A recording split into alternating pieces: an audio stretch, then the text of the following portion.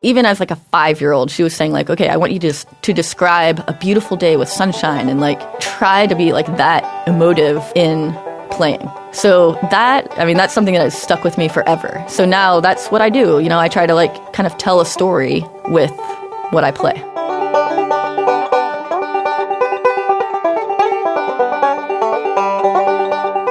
Greetings, everybody. This is Keith Billik, and this is another episode of the Picky Fingers Banjo Podcast.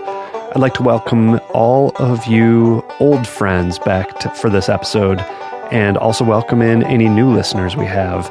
In case you're unfamiliar with the show, I'm Keith. I'm just a banjo player, like most of you probably are, and I'm making the podcast that I always wanted to listen to, but I could never find. So I really enjoy talking to banjo players, talking about banjos, really figuring out what makes them tick and where they get their creativity from, and hopefully unearth some secret playing tips from all of them. And I'm really lucky to have interviewed some of my favorite banjo players, and I hope to keep doing that, and I really hope that you're all enjoying it as well. So welcome to all of you. I'm really happy to have you. Also a reminder that if you do enjoy this podcast and would like to help me keep it running strong for as long as possible, please consider going to patreon.com/banjopodcast, and just a couple bucks a month or so really helps support the podcast and offset the costs and time and work that's involved in doing all of this. And I really appreciate anyone who's done that. So once again, that's patreon.com/banjopodcast to become an official sponsor of the show. Today we have two very special Patreon supporters that I need to personally thank for sponsoring this episode of the Picky Fingers Podcast.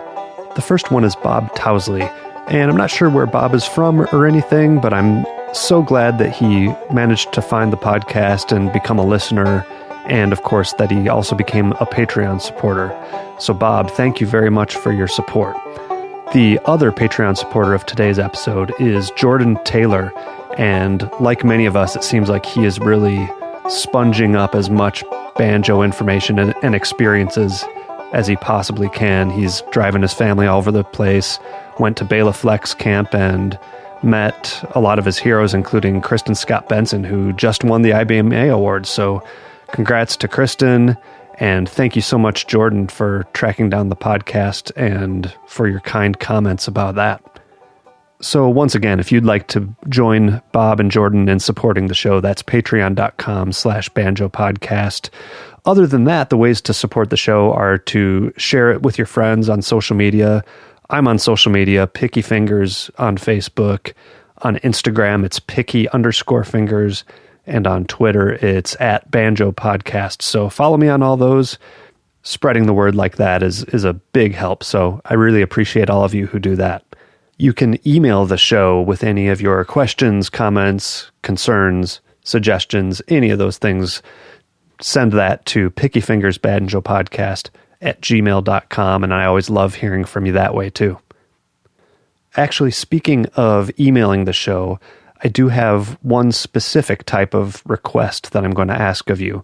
I've noticed lately that there have been a ton of really cool banjo-oriented albums coming out recently, either by people who are banjo players doing a solo album apart from their normal band, or perhaps just bands that happen to have really great banjo players coming out with new discs recently.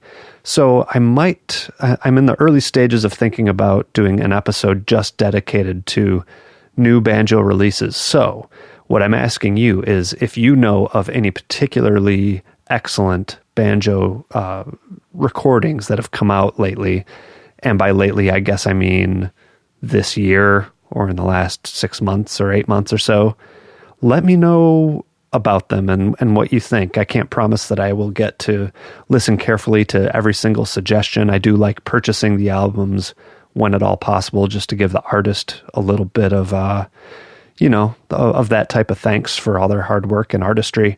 So I will try to listen to as much as possible, but as I'm in the early planning stages, like I said, I would like to make sure that I don't miss over any really obvious inclusions to mention on that episode. So If you've heard some really great banjo music lately that you think I should know about, send it along. I would really love to know about it. And once again, in case you didn't catch it the first time, that's pickyfingersbanjopodcast@gmail.com. However, spoiler alert, in case you were going to suggest the new Gina Furtado Project album, which is titled I Hope You Have a Good Life, don't bother. I already know about it. That will definitely be included. And it's no coincidence that I've been listening to that one quite a bit recently, given that today's featured guest happens to be Gina Furtado. But honestly, I'd be listening to the heck out of that album, even if she wasn't going to be the guest. It's really good. She has a really fresh banjo style, which, let's face it, there are so many good players these days that it really takes a lot to stand out from the crowd. But I think Gina's ability to go between a more traditional rolling bluegrass style to maybe a more percussive, angular, funky approach. She can do really complex arrangements if she wants to. She really has the ability to do all those things. And it all just comes out as sounding really original. And one of my favorite parts of this interview is when she talks about where she gets those ideas from and how she approaches that. So I really hope you enjoy this conversation as much as I did. She's been nominated at least a couple times for the IBMA Banjo Player of the Year. She gained a lot of attention as the banjo player for Chris Jones and the Night Drivers, which, of course, if you listened to the interview with Grace Vantoff, you know that Grace is now the banjo player, and Gina has started her own Gina Furtado Project, which is up and running full speed. So it seems like she has a lot going for her and a lot of music to make, and I encourage you to check it out. So here it is, my conversation with Gina Furtado.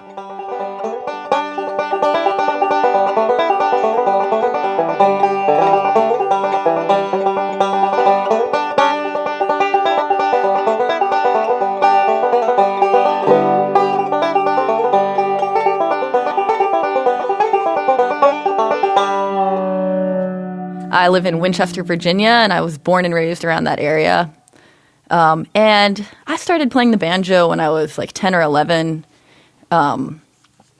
after having gone to the Galax Fiddlers Convention. So I went down there, and I had been trained on the piano since I was like pretty little, like 4 or 5 was when I started piano. And went to the Fiddlers Convention, and it just drove me crazy to not be able to participate in the jam sessions. And so your parents must have dragged you there? Was that the thing? Sort of, yeah. Yeah, my uncle had long talked about going to Galax, and so we finally went down. And so they weren't necessarily already into that music themselves? It was more of a curiosity that they decided? Yeah, it was just a curiosity, and honestly, outing. like kind of a fluke. Yeah. And was there something about the banjo in particular when you saw it there that drew you to that instrument as opposed to the fiddle or anything else? So I think I kind of liked...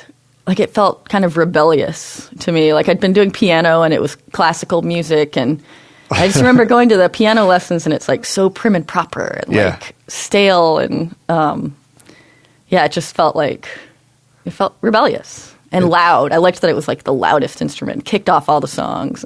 It's, like, as opposite of the prim and proper piano as you can possibly get. So how quickly after that did it happen for you that you actually were able to get a banjo in your hands and start your path to learning? Well, actually, at Galax, I convinced my parents to buy a banjo.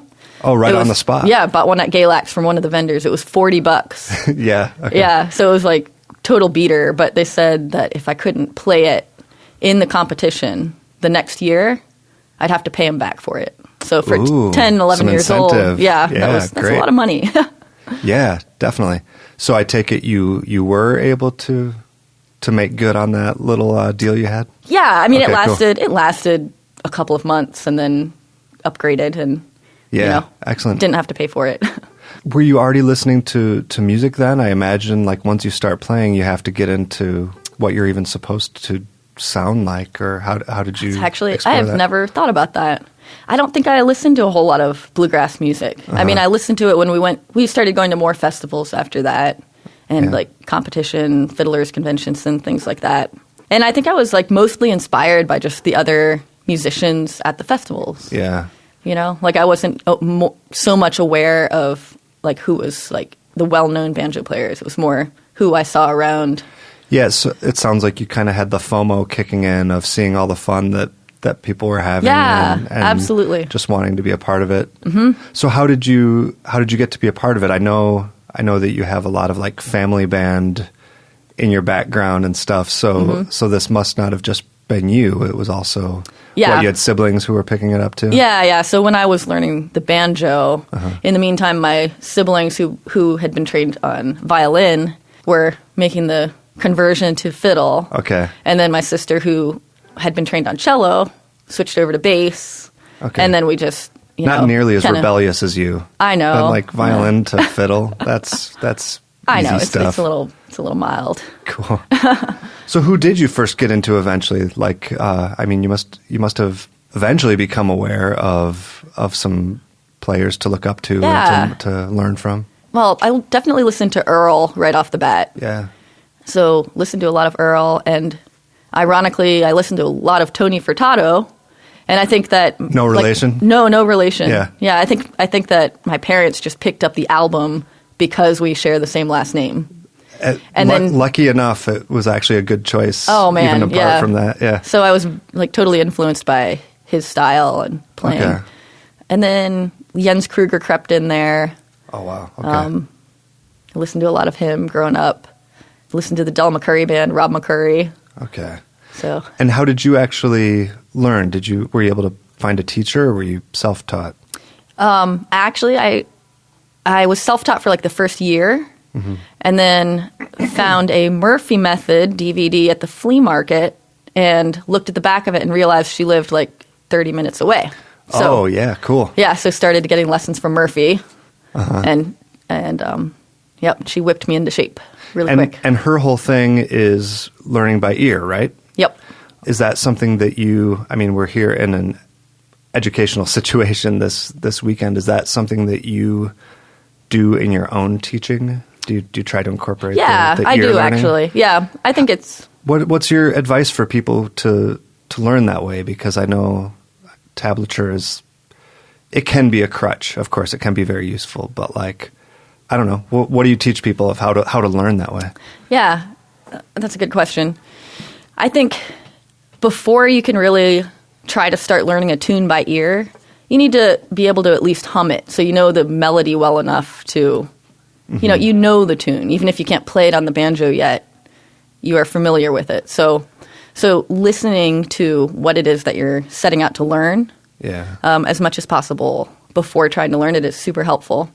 Like when I was a kid, we would listen to, and when I was, trying to learn to play just beginning, we would listen to these things called endless cassettes. Endless cassettes? Yeah. Okay. So it would be I don't know if I'm familiar with what that is. It was a cassette that never ends. I mean, it just goes on repeat. I know it dates me to say a cassette, but so it would just be like softly while we're sleeping, we'd be listening to Earl Scruggs, and then wake up in the morning and you know how to play it basically. You know every note of it. You actually feel like that had an effect when you're huge. Holy cow. Absolutely huge. Yeah. I'm going to start doing that tonight. And it's crazy, the stuff that we would listen to. And we did this for the classical music also. Uh-huh. Like, I can still sing every single note of, the ones that we really spent effort on. I've never heard of anybody doing that, but that's so great. So then Murphy was teaching you a lot of that stuff. What were some of the key things that you feel like helped you the most? Is there anything that started to shape your, what is now your style of playing? Okay, so Murphy, I really appreciate about her teaching style that she's super precise. Like, she wouldn't let you get away with, just kind of glazing over something and not quite getting it right or not quite knowing what to do. I feel like, it's tempting to do that when you're learning something new, is just kind of get by with it. But I liked that she would have me get it note for note the way Earl Scruggs did it. And you're talking about, what would be an example of that? Like playing wrong notes or a pull-off that just doesn't sound right? Or, what are we actually talking about of things that you might have tried to get away with, but we're not allowed to? So, oh gosh, I'm 3 days after Midwest Banjo Camp. I'm having a hard time thinking of a good example, but Yeah, I'm trying to get as much coffee into myself as I can to keep the brain functioning. Banjo party for 3 days. But she would do, like, say there was a lick that Earl played like this.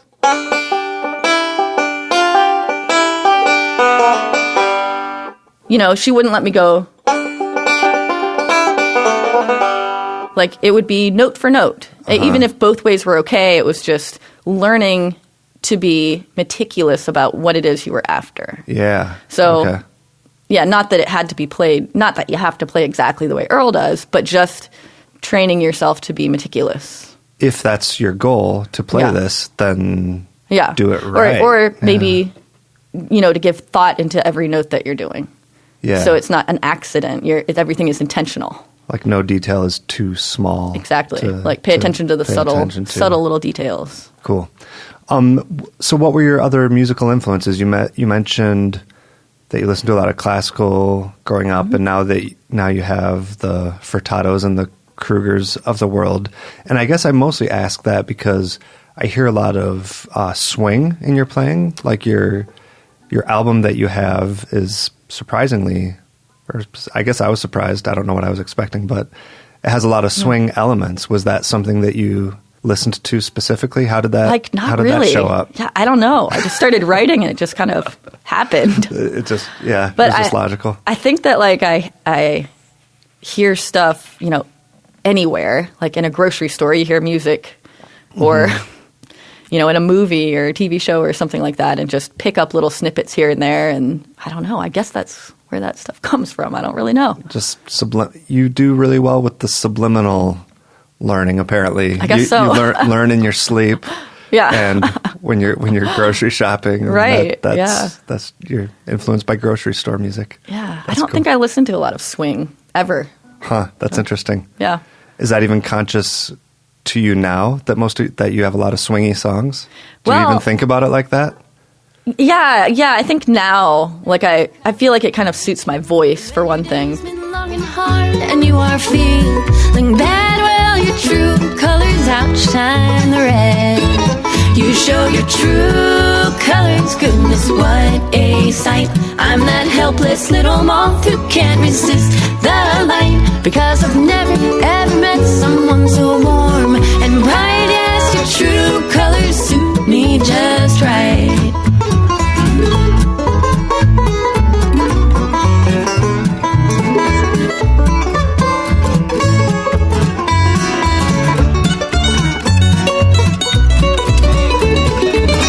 So now when I write songs, I kind of do think about that. Like, it works better for my voice than more bluegrass songs. Okay. So I do maybe intentionally write swing stuff now.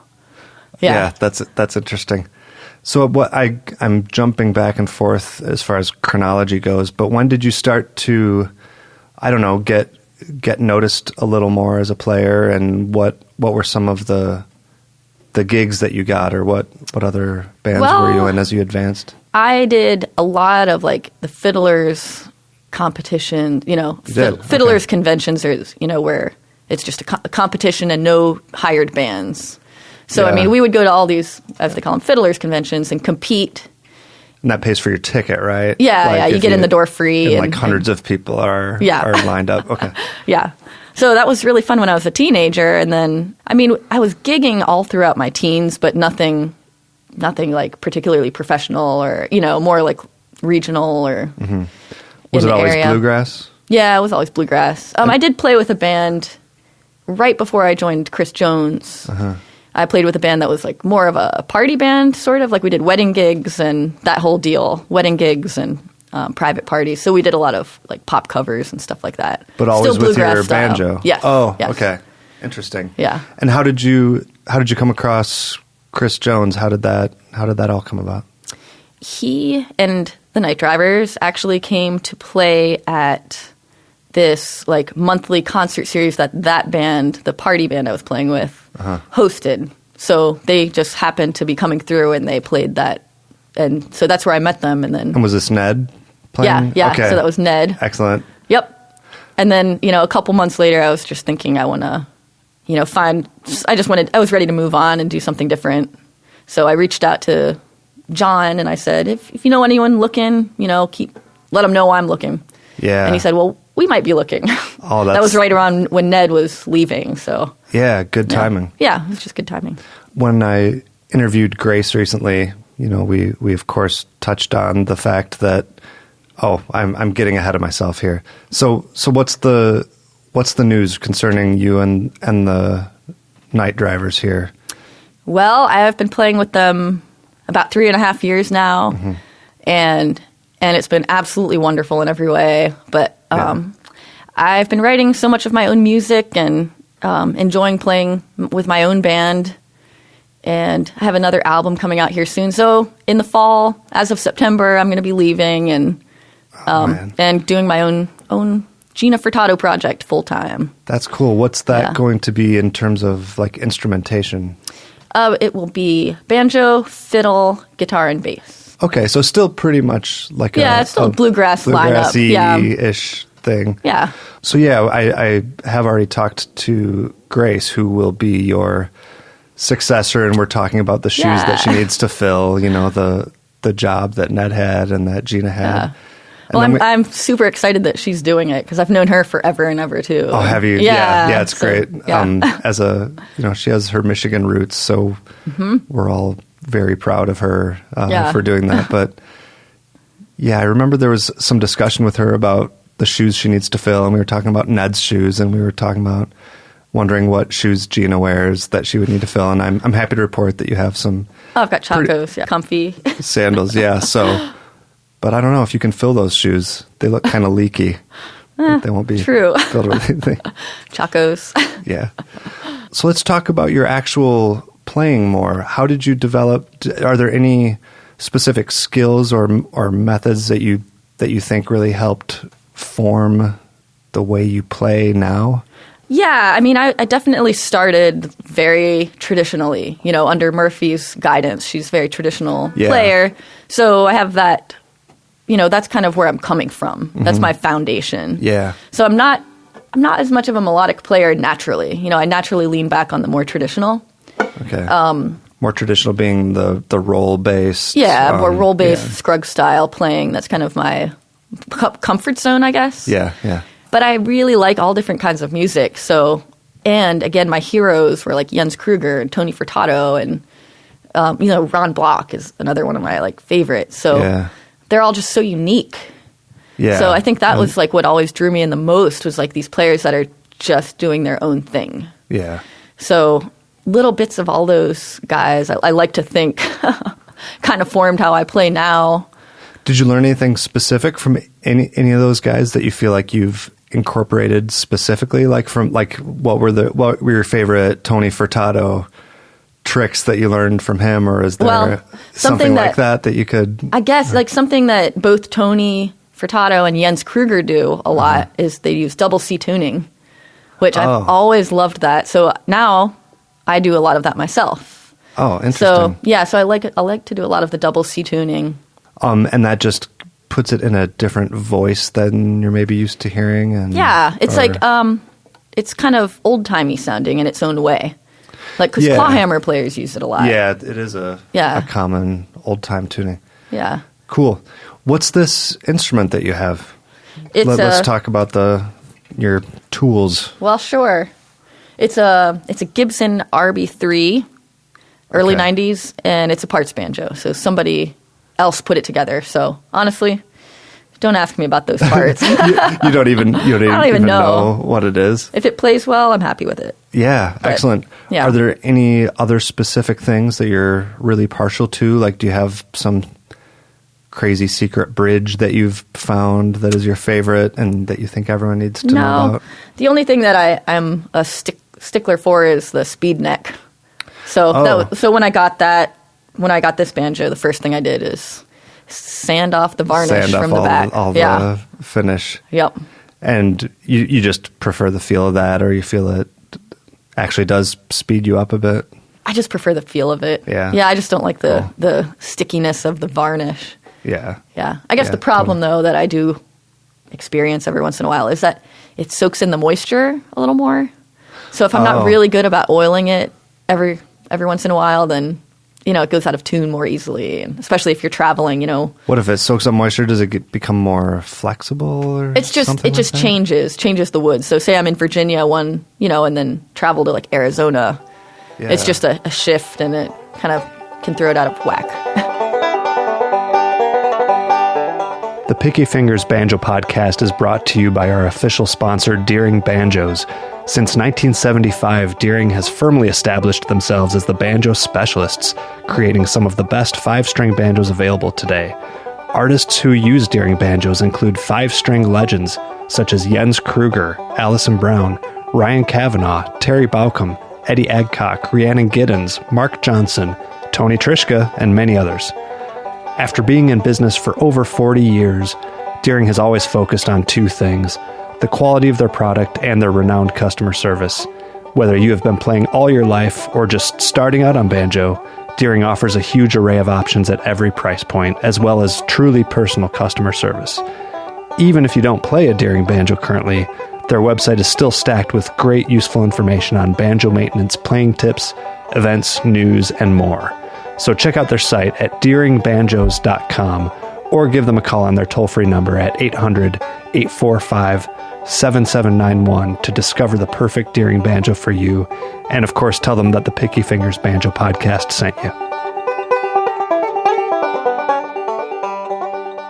After you've gone through these various musical stages, what do you think has affected your banjo playing in terms of like your early piano days? Did you stick with the piano for a while after you started banjo?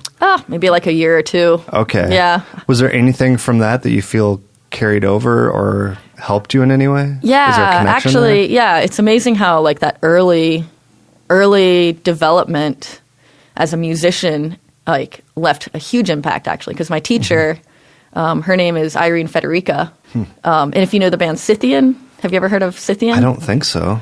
They're like a Celtic rock band, and they're pretty they've made their splash in the Celtic rock world. Yeah. So anyway, she's their mom, the Scythian, the Federica boys from that band. So how cool! And they're from your area. Yeah, they're from. That was your piano teacher. Yeah. So. Oh, cool. But she was absolutely amazing teacher, and she used to really encourage me to be like descriptive in my playing. So even as like a 5-year-old, she was saying like, okay, I want you to describe a beautiful day with sunshine and like, try to be like that emotive in playing. Wow. So that that's something that has stuck with me forever. So now that's what I do. I try to like kind of tell a story with what I play. Well, that's really interesting. Yeah, isn't that amazing? I'm trying to, yeah. And I'm just so grateful that she trusted that I could do that, or at least take it to heart at that age. Because most teachers, I feel like, would just say, well, she's too young for that. Maybe kids are actually better at that. Yeah. Before their brains get too closed-minded or anything like that. Or afraid that they can't do it. Like it's, I think with adult students, they're too afraid they can't do it, so they don't try. Yeah, or maybe you've learned that things are supposed to be difficult. Mm-hmm. So you get intimidated too easily, and kids don't realize that they're trying to do something that's actually pretty tough. Right. But that exactly. confidence makes you just try it. So you actually still think about that all the time. The like if I'm writing a tune. Like usually if I have an idea for a tune, it's because I see something that I want to like illustrate. What's an example? Is there like a specific song that you've come up with recently that you can remember what your inspiration was? Totally, yeah. Well, there's a couple. I'll do this one called The Wayward Kite. It's actually on my solo album, this past one, True Colors. Okay. But it was just, I went in the backyard and I saw my kid's kite, like up in the tree, and it was like little, like ragged and just little pieces blowing around in the wind. Flapping around. Yeah, and it just like, there was something like bittersweet about it. Like, well, how nice that they were flying a kite. Womp, yeah. Yeah, but also kind of sad. So I tried to kind of make it sound like what I saw. So I can play that one. Yeah, great. Okay.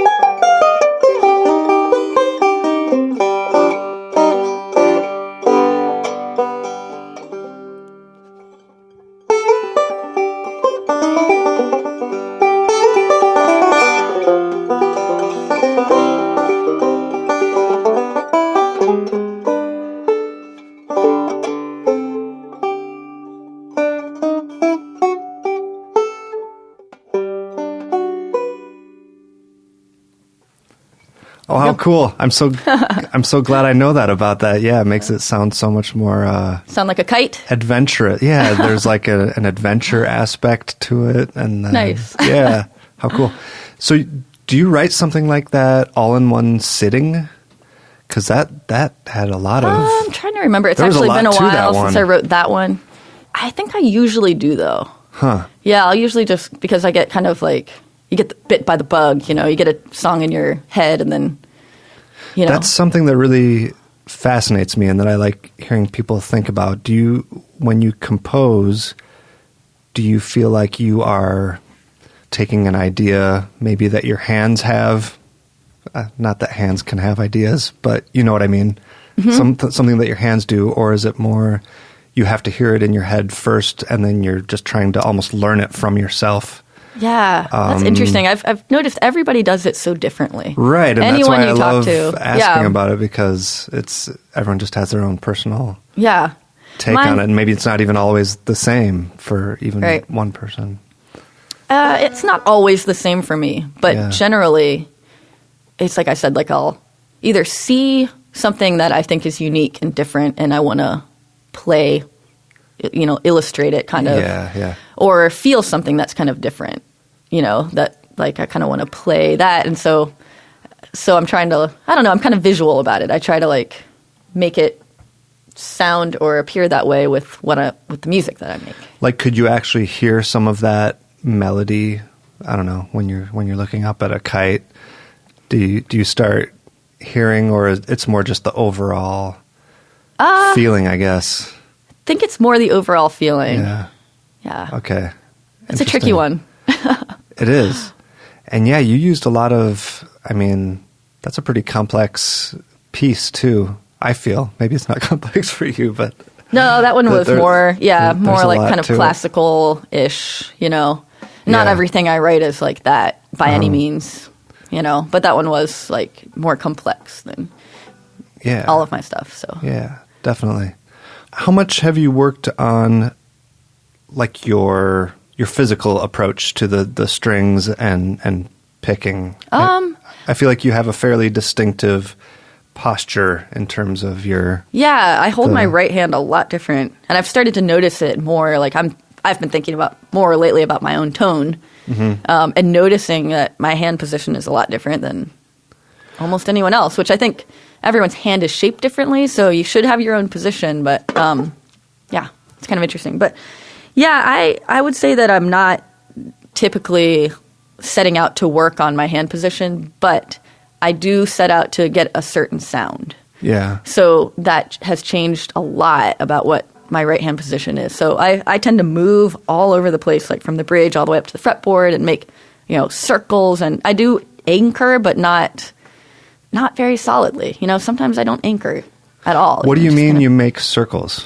So it's like, this was another thing actually my piano teacher was really encouraging me to do, is like use the physical like weight of my own hand to get different sounds. And obviously that was for the piano. That was for the piano, but I'll like let my like the weight of my hand falling kind of be, you know.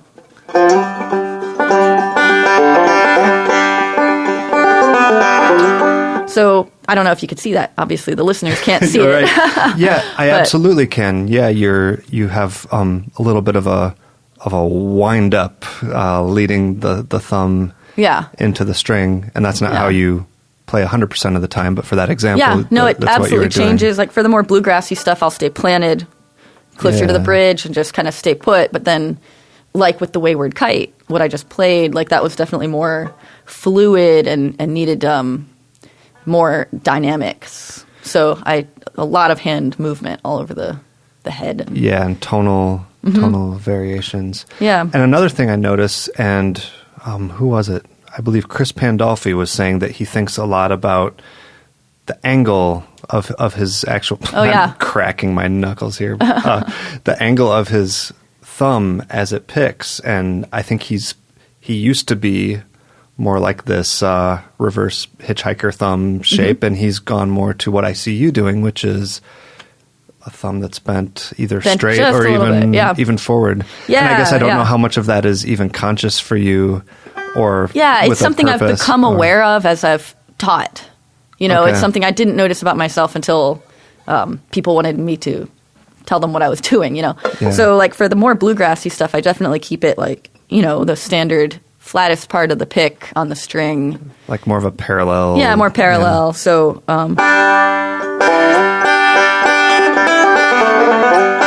just kind of a fat, round bluegrass tone. And then I've been really into this kind of like claw hammer sound lately. Oh, how does that go? Like something like this, like. So for isn't that cool? That really gets it. Yeah. So for that, and she's not actually playing clawhammer, if you can believe it. I wouldn't have believed it if I didn't see it happen. Well, I like it because you can go in and out of like kind of that clawhammer feel to bluegrass,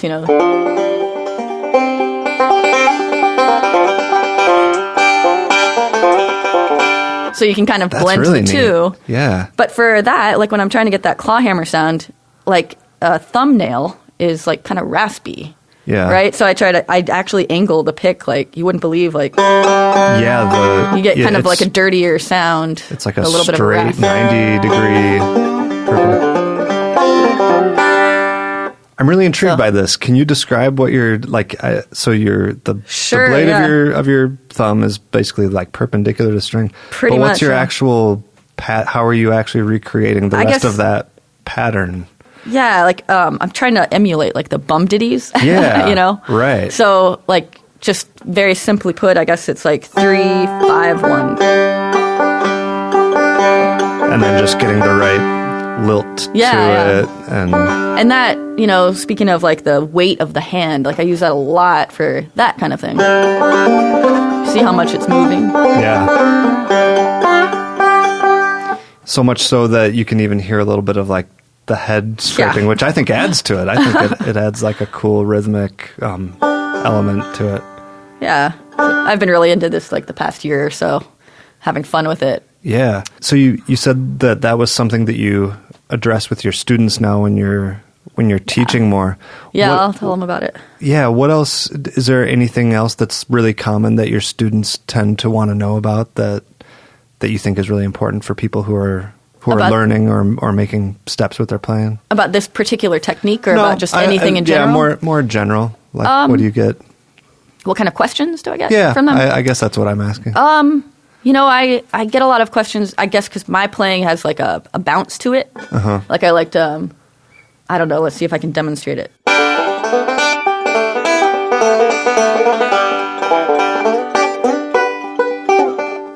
I don't know if you could hear it in there, but sure, but emphasizing different notes of the roll, mm-hmm.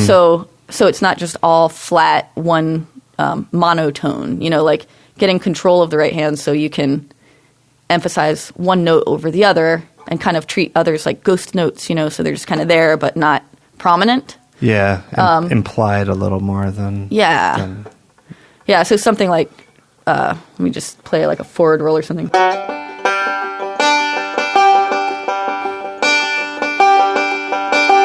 So kind of like emphasizing the downbeat is what I did on that one. Yeah. So I feel like people ask about that often, just how to get like a little more pop. And I think that's how to do it. Yeah, just think about what accents you put on there. Yeah. Did you do anything specific to develop your right hand, or do you maybe even still do anything specific to stay in shape with that? Well, I've been teaching this exercise that I think is helpful, and I did do it for a while myself. Mm-hmm.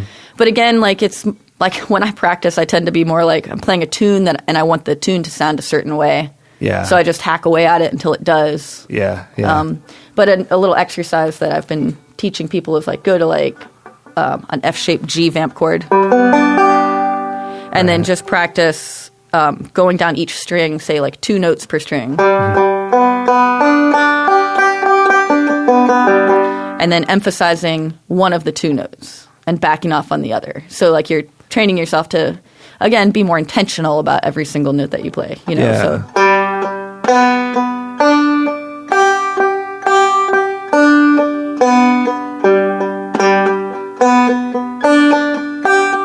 That sort of thing. And you went to 3 notes there, yeah, right? I switched to 3. Yeah.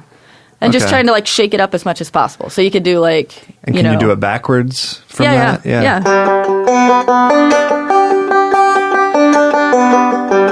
we're going to like 4, 2, 3, 1. You know, shaking it up as much as possible, challenge the muscle memory. Yeah. You know, so we're not locked into rolls and Do you also change which of those notes get the accent? Yes, absolutely. Oh, yeah. That's one of the things. Yeah, so I just was accenting the first of the 3. Sure. But you can switch it up so it's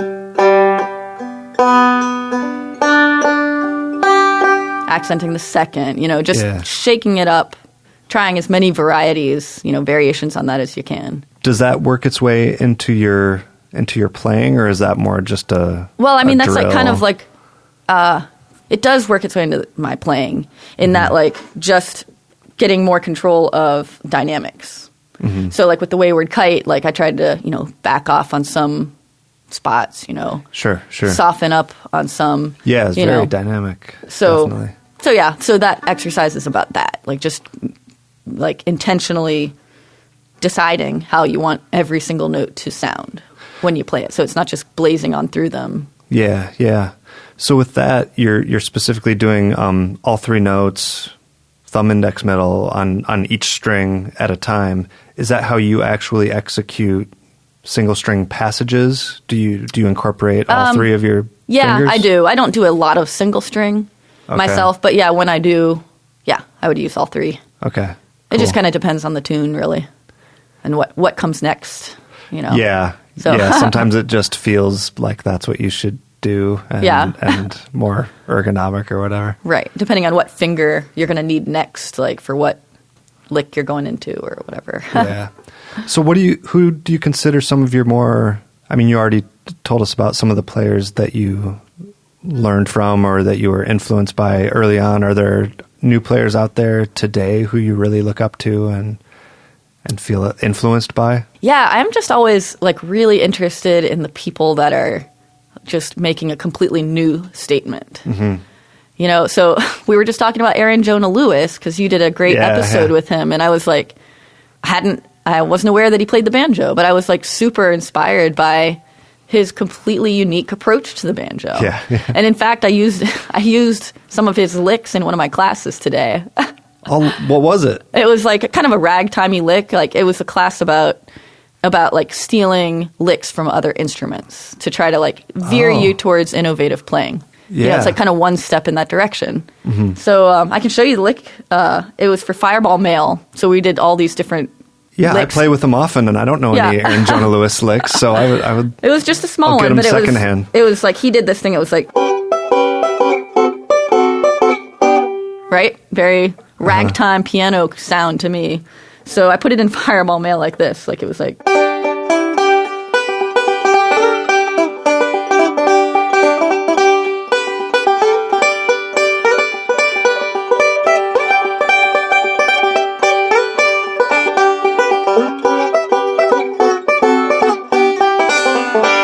Yeah, that's so hip. Yeah, isn't that cool? Yeah, it's very cool. So, and then you could. I did it very literally the way he did it. Mm-hmm. But actually, in the class, I realized after I played it, I did it a little more suited for like rolling. So I did something like, or. So you know, just kind of. Banjo bluegrass it up a little bit. A little more of an unexpected like syncopation or something like that. And that's one of his banjo licks that he does on his classic stuff? I reached out to him before this camp and I said like, hey, can you send me like a lick? He sent me like a video with, you know, some cool licks on it. And I just took one out that I thought would be accessible to. That's so neat. Yeah. So I was like very inspired by him. And Wes Corbett is amazing, isn't he? Yeah. He's he's another classical pianist. Yes, yeah. Which is interesting. I like trying to maybe just keep track in the back of my mind of trying to notice those similarities maybe between you and him and try to notice how I see it coming out, well, if you see any, please let me know. I would love to have any similarity to Wes's playing. He's amazing. You're quite different of a player from Wes, but no less impressive. But yeah, it's just a fun like science experiment to see where people come from and how they end up playing. Actually, it's interesting because I saw Wes not long ago, a couple weeks ago at Banjo Summit. Yeah. And in Colorado? Yeah, in Fort Collins, Colorado, which was a great camp, really super cool. And we kind of got to talking about our starting on piano. And we talked about my hand position. I think it had a lot to do with how my piano teacher, had me hold my hand, which she wanted me to have a low wrist. And she always said, like, she would actually draw an eye, like, on the side of my hand right there. Right in between the thumb and the index, that fleshy part of your palm. Fleshy part between thumb and index. And she would have me, like, turn my hand in so it's, like, looking at my face. Huh. So I don't know why. I mean, that's just, like, the technique that she had me do. So draw an eye. I thought you meant the letter I, but you actually mean like an eyeball looking at you. Yeah. So that's kind of creepy. So I kind of do that with my banjo hand. And Wes said that he holds his hand the way his teacher told him to do it, which is, like, totally different. I took piano lessons, too, and I seem to remember, more of a higher arched. Yeah. Is that how Wes does it, like a higher one? Yeah, he's like higher and like flatter fingers. He said his teacher said it would be like faster.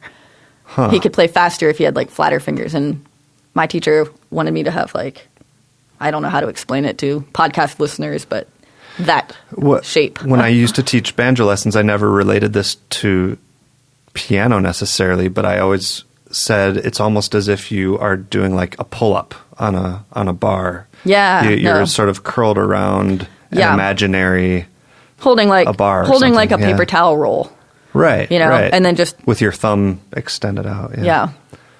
So. How interesting. So the class where you learned or you taught people about how to learn from other instruments. What is your approach to learning from other instruments, or what instruments do you enjoy learning from, or are there specific players? I think of any of them. I mean, I learned a few licks from other instruments for the sake of the class.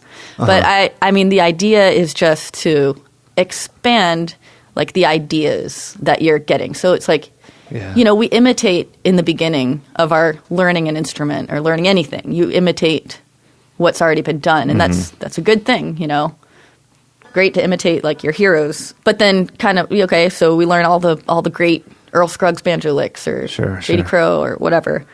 But then moving on to a different instrument, you get like a fresh set of ideas because there's like licks that lend themselves to a different instrument. Yeah. Right, like guitar or drums even. Like, I taught them this little, this is something I did a lot in that party band. You're going to teach us a drums lick? Well, it's just like a little backup kind of vampy kind of thing, but like,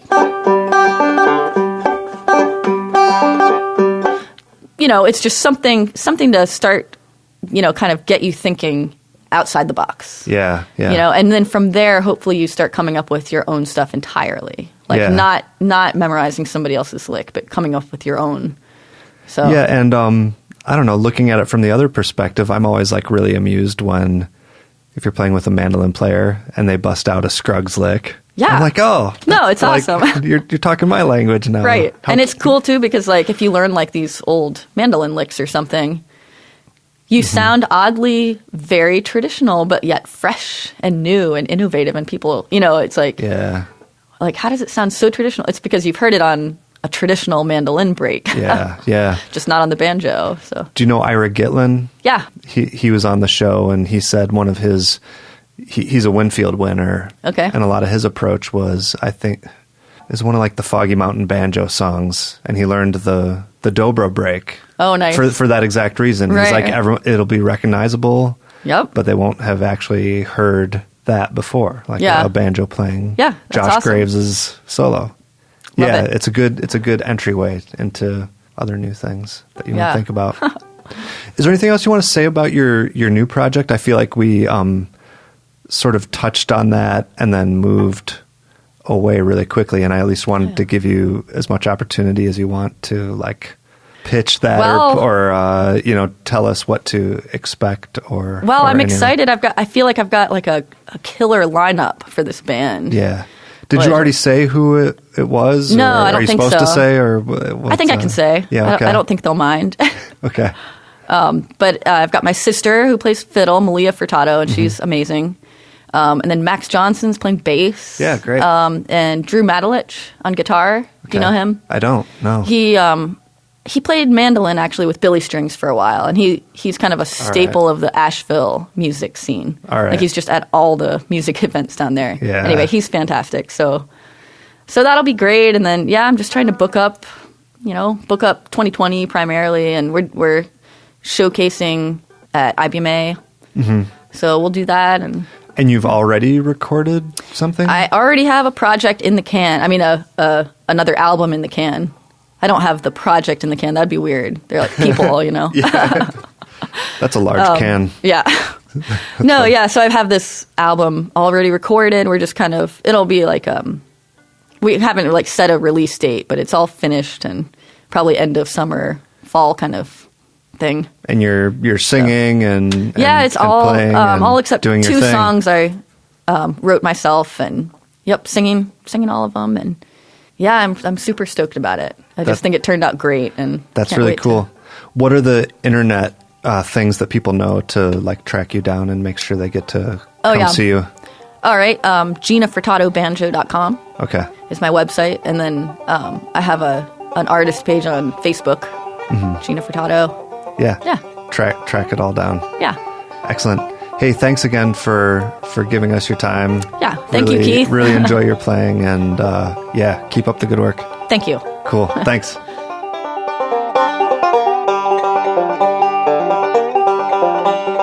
And that's going to be all for this episode of the Picky Fingers Banjo Podcast, featuring Gina Furtado of the Gina Furtado Project, formerly of Chris Jones and the Night Drivers. The sound clip that you heard is the title track off of her True Colors album. Thank you once again to the Patreon supporters of this episode. That's Jordan Taylor and Bob Towsley. Once again, you can support the show by going to patreon.com/banjopodcast. Email the show, pickyfingersbanjopodcast@gmail.com. That's all I got for today, so thank you for listening, and I'll see you all next time.